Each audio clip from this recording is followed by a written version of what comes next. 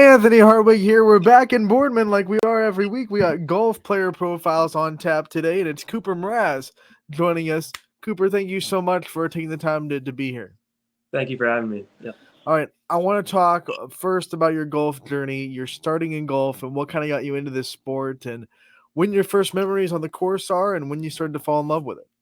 Well, my dad introduced me to golf when I was like 8 or 9. I played at Mill Creek Short Holes, and I just like fell in love with it from there. I played like every week. I got better and better each year, and then I joined the team my freshman year. Yeah, I think a lot of golfers have that my dad brought me to the course, kind of mentality. What was it like kind of growing up with him on the course, and what's it like now going through your high school career with him as a supporter too? On the course, he always like used to help me, and he like would clean my clubs and give me lines, and he always was like super supportive. And now I'm like I'm a lot better than him at golf, but he still is really helpful, and he's always like inspiring. Now you have surpassed the teacher. I like it. What do you love most about it? What kind of things do you love most about being a golfer and being out there? I just like hanging out with my friends all the time, and it's so fun and relaxing to be golfing every day, and it's really enjoyable. The one thing about golf is that it's also a very mental sport. It's just you out there. You don't have a team to back you up. I mean, you're on a golf team, but you're golfing yourself. What's the mentality of your golf game? How do you kind of keep yourself level headed? Usually, I just try not to get frustrated at anything. I just keep a positive mindset by just being happy with everything I'm doing and trying not to get mad at anything I'm doing at all. Have you slowly developed those skills, or have you always been kind of a level headed golfer? Slowly developed, definitely. I think my freshman year, I was very bad at staying happy, and I would get mad all the time, and I would shoot bad scores. But like the last 2 years, I've really gotten better and just better, level-headed and stuff. When we talk about you as a freshman and you think about your freshman year, what are some other ways you think that you've grown since your freshman year of high school? Uh, Other ways I've grown, besides golf, or just Yeah, it grows a golfer, grows a person. What are the major differences in you since you were a freshman? well, I've definitely become like a better person. I'm more helpful towards others, and like I guess I'm more respectful now, just well mannered. You're now a leader of this team, and I'm sure there were leaders when you were young that kind of taught you how to be a leader. So, who were some of those guys that showed you how to do it when you were starting? Oh, the first guy is Carter Fick Mills, the senior this year. He was super supportive and helpful. He always like helped around the course. I became really good friends with him. What's it like to be a leader now? Like, do you ever look around and be like, man, I can't believe I'm at this stage where I get to be a leader to this team, and I'm looked at as someone to look up to, like I was doing a couple of years ago. Yeah, being a leader now it's amazing. I mean, I'm just get to help around and like better my teammates, and it's always fun doing that. All right, I want to talk about your schoolwork. You're holding a 3.8 GPA, which is ultra impressive. What are some of the things you like to study? Some of the classes that you think that come natural to you? I'm pretty good at science and math. I've been taking some like harder courses in that. That's what I've been pretty good at for like most of my life. On the flip side, what's the class that kind of makes you work the hardest, the one that gives you the most struggles? Probably, I would say English because I'm not like engaged in that as much as my other classes. All right, so when you think about like the toughest English assignment that you've gotten, the one that really, really you had to dig deep for, what do you think it is? Probably like just reading. I just can't get interested in reading in like books. Like when we have like big assignments or like projects on like a book, I just can't ever like do that great on them. Has there ever been a book that's been assigned as a class, assignment that you've liked, that you've gotten into, out of nowhere? I liked The Outsiders that we read a couple years ago, and I liked To Kill a Mockingbird. Those I actually was interested in. Classics. I like it. All right, so let's also talk about kind of, you're starting to think about your future a little bit. What are some career paths that you kind of maybe see yourself going into when you're done with high school?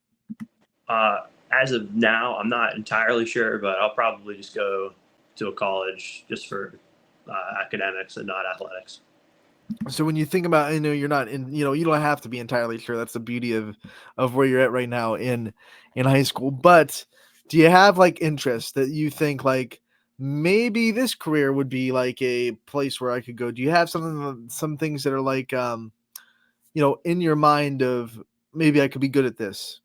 I think anything to do with science and math, I would be like that'd be a good career for me. Now, when you say math, I always ask this when people say math because there's so many different um, tracks of math. Is there one that you like more than the other, like algebra, geometry, is there any portion of math that you think you are best at or that you like the most? Definitely algebra. I've had like the best grades in that so far, and geometry is I'm okay at it, but algebra definitely. All right, as we get back on the golf course, let's ask you about kind of your routine. What kind of things do you do, especially, leading up to the course, leading up to the game day? What kind of things do you do to kind of put yourself in that mental zone and ready to compete?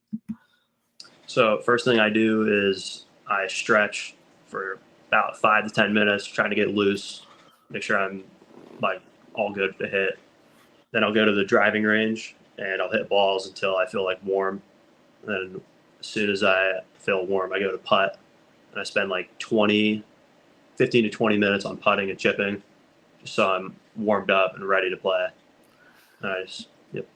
We talked about how mentally stressful and how much of a mental taxing sport golf is. When it's done, when your round is done, what are some things that you do to kind of like unwind or take that pressure off and be like, okay, done now for a little bit. I can mentally relax.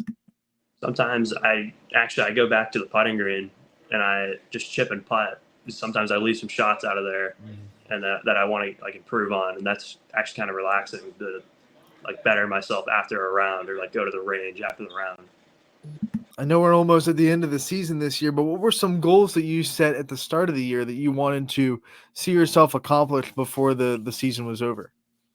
A goal this year for me was to shoot in the 70s in an invitational, and I accomplished that on a Canfield Invitational where I shot 79.